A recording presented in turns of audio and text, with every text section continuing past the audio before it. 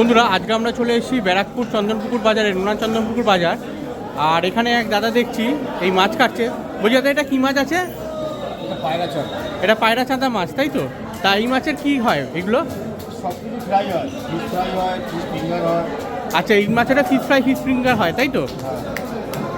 তো দেখুন এটা কত কেজি সাইজের মাছ আছে? তাও 4 কিলো সাইজের। দেখুন দাদা এই মাছটা কি সুন্দরভাবে ছাড়াচ্ছেন। 4 কিলো সাইজের বিশাল বড় পায়রা চাঁদা মাছ। এই মাছেরও ফিশ ফ্রাই, তারপরে ফিশ ফিঙ্গার, নানা রকম ফ্রাই টাইপের মাছের হয়।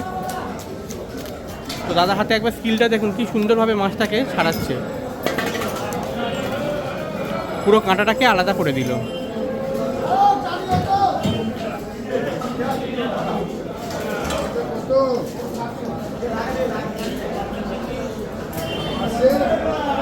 এরপরে দেখুন কি সুন্দর মাছ থেকে কাঁটাগুলোকে বের করে দিচ্ছে আলাদা করে।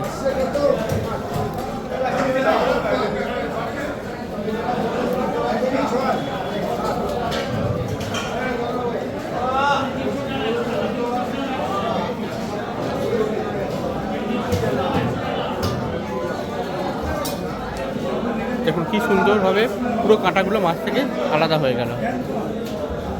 আবার এই দিকের পাটেরও কাঁটাগুলোকে ছাড়ানো হবে এবার।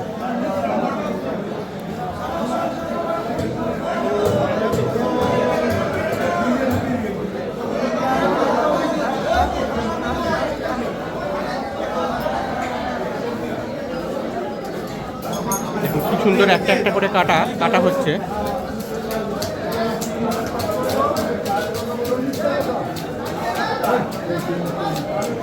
আর প্রত্যেকটা কাটা মাছটা থেকে আলাদা করে দেওয়া হলো।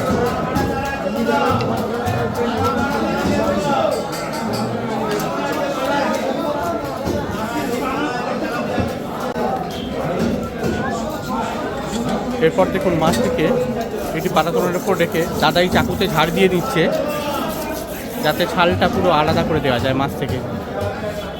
আমরা অনেক সময় রাস্তাঘাটে ছোটোখাটো দোকানে বা স্ট্রিট ফুডের মধ্যে ফিশ ফিঙ্গার, ফিশ ফ্রাই জাতীয় আইটেম খাই। তো আমাদের মধ্যে প্রশ্ন থাকে যে কী ধরনের মাছ দিয়ে এইগুলো বানানো হয় এত কম দামে। আর এত কম দামে তো ভেটকি মাছ দিয়ে করা সম্ভব না, অরিজিনাল ভেটকি। তো বিভিন্ন প্রকার সামুদ্রিক মাছ দিয়ে সেগুলো প্রিপারেশান করা হয়। তো আজকে এরকমই একজন দাদা সামুদ্রিক পাড়া মাছ দিয়ে দেখুন ফিশ ফিঙ্গারে কাটিং করছে। কি সুন্দরভাবে উনি করছেন সেটাই আপনাদের সামনে তুলে ধরছি, দেখুন একটু।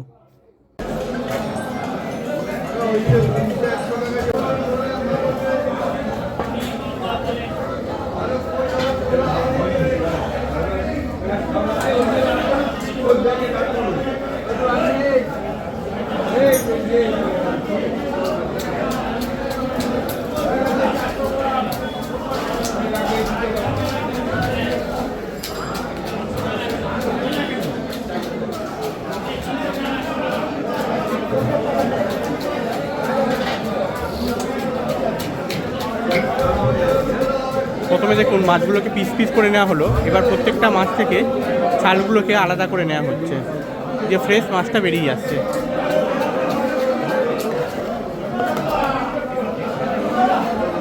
আর দেখুন ফিশ ফিঙ্গারের সাইজ অনুযায়ী মাছগুলোকে কেটে নেওয়া হচ্ছে।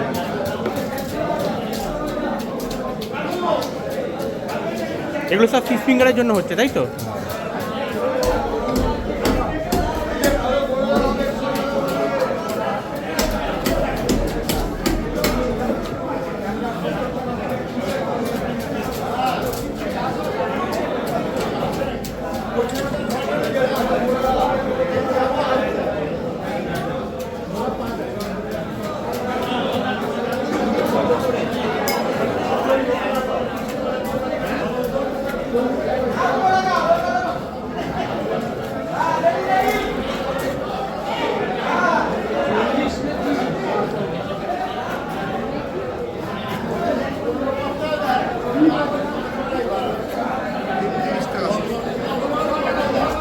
দেখুন দাদা মাছগুলোকে কি সুন্দরভাবে ফিশ ফিঙ্গারের সাইজে করে নিচ্ছে।